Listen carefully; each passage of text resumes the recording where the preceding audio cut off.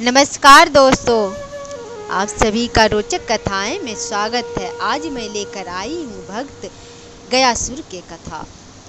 कीचड़ में जैसे कमल उत्पन्न होता है, वैसे ही असुर जाति में भी कुछ भक्त उत्पन्न हो जाते हैं। भक्तराज प्रहलाद का नाम प्रसिद्ध है। गयासुर भी इसी कोटि का भक्त था। बचपन से ही गया का हृदय भगवान विष्णु के प्रेम में ओतप्रोत रहता था। वे भगवान विष्णु के बहुत बड़ा भक्त थे। वे हमेशा भगवान विष्णु के मनन, चिंतन और पूजन और आराधन करते थे। वे हमेशा प्रतिक्षण भगवान के नाम का उच्चारण करता रहता था।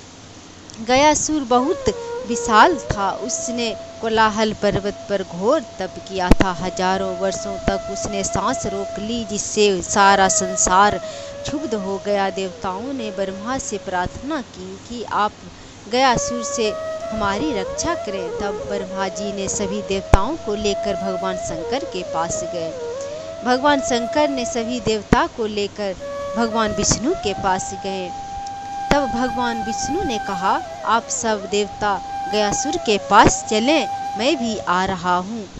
गयासुर के पास पहुंचकर भगवान विष्णु ने पूछा, तुम किस लिए तप कर रहे हो? हम सभी देवता तुमसे संतुष्ट हैं, इसलिए तुम्हारे पास आए हुए हैं, वर मांगो। गयासुर ने कहा, मेरी इच्छा है कि मैं सभी देव, द्विज, यज्ञ, तीर्थ, ऋषि, मंत्र और योगियों से बढ़कर पवित्र हो जाऊं। देवताओं ने प्रसन्नता पूर्वक गयासुर को वरदान दे दिया। फिर वे प्रेम से उसे देखकर और उसका स्पर्श कर अपने अपने लोक को चले गए।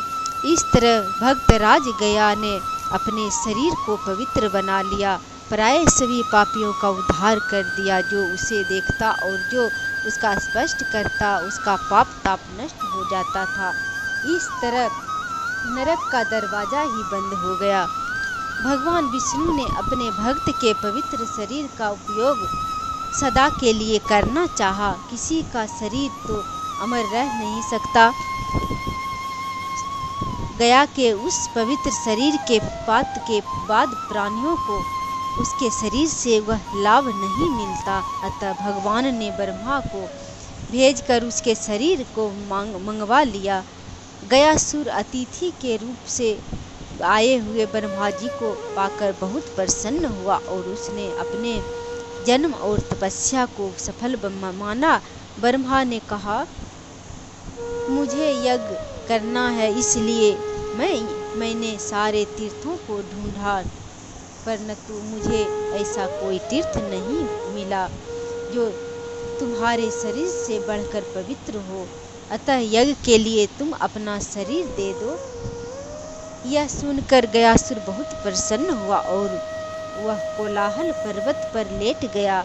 ब्रह्मा जी यज्ञ की सामग्री के साथ वहां पधारे। प्राय सभी देवता और ऋषि भी वहां उपस्थित हुए।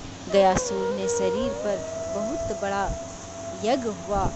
ब्रह्मा जी ने पुरोहित बना और ब्रह्मा जी ने पूर्ण आहुति देकर अब धृत स्नान किया, जो यज्ञ के बाद स्नान किया जाता है।